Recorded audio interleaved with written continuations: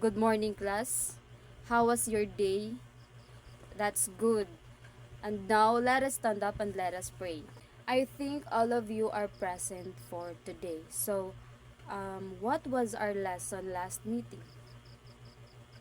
Yes, a short recap. When we say trends, it is about something that is developing or changing. And when we say challenges, it is about something to make special efforts to achieve our goals. Now, I have here an interesting activity, but since we are in a asynchronous learning, let us pretend that it already done. Our topic for today is about policy implication. So, at the end of the lesson, students are expected to discuss the several transversal competencies of the policy implication. Explain the importance of the policy implication to the development of transversal skills.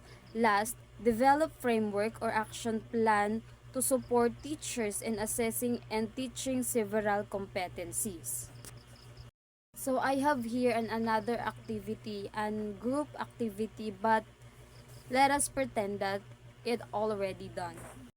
Class, what do you mean by transversal skills? Transversal skills are versatile abilities to as critical thinking, communication, and teamwork that are not specific to any one job or field but one valuable across various rules in situation.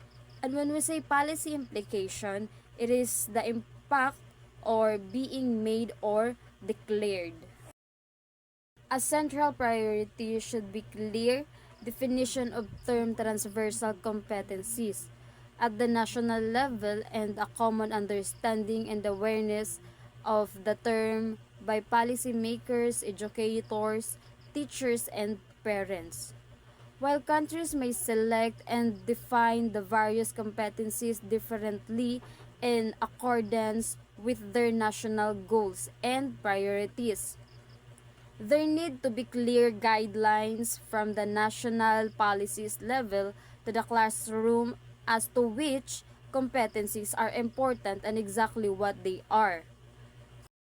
So, transversal competencies are a set of universal skills such as critical thinking, communications, and acceptability that are capable across various contexts and are essential for personal, academic, and professional success.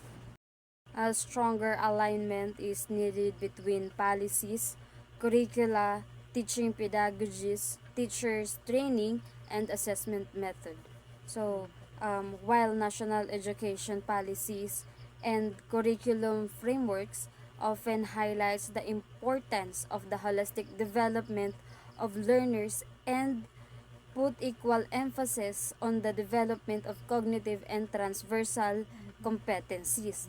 So, again, stronger alignment between policies, curricula, teaching pedagogies, teachers' training, and assessment methods is essential to ensure a cohesive educational experience that effectively supports our students' learning and achievements. Non-academic subjects, extracurricular activities, and programs can be powerful vehicle for developing student transversal competencies. May of the case students noted the importance of non-academic subjects, extracurricular activities, and programs in developing transversal competencies. While the surveyed countries and economies vary in terms of implementation, these activities are seen as important means for fostering transversal competencies.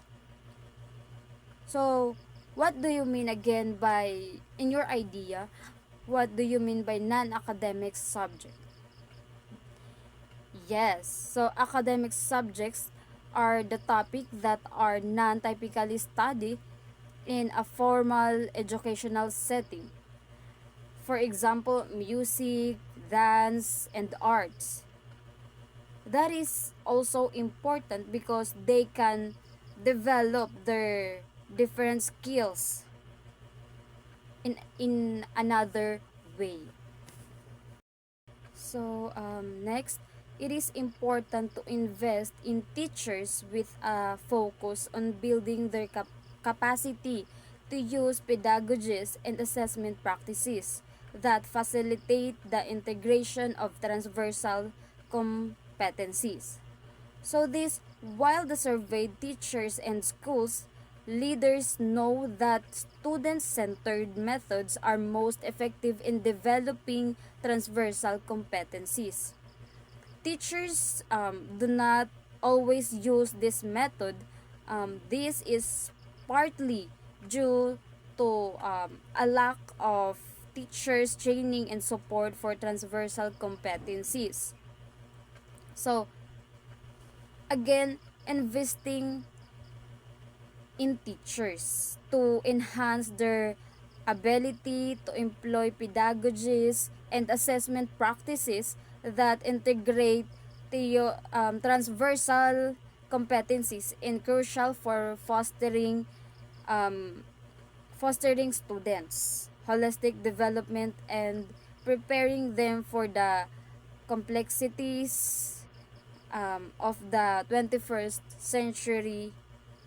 Yes. So last is school-based assessment frameworks, tools and practical guidelines for teachers are necessary.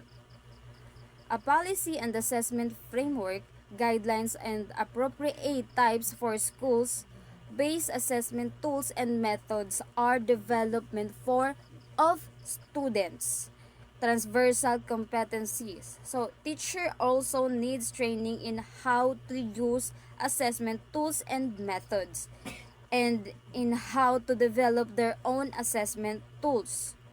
So school-based assessment frameworks tools are practical guidelines are essential for teachers to systematically measure students' learning, ensure consistency and fairness in evaluation, and provide actionable feedback that informs instruction and supports student development. So, are you with me, class? So, I have here an activity. You make a framework or an action plan to support teachers in assessing and teaching transversal competencies. So, that's all. Thank you for listening.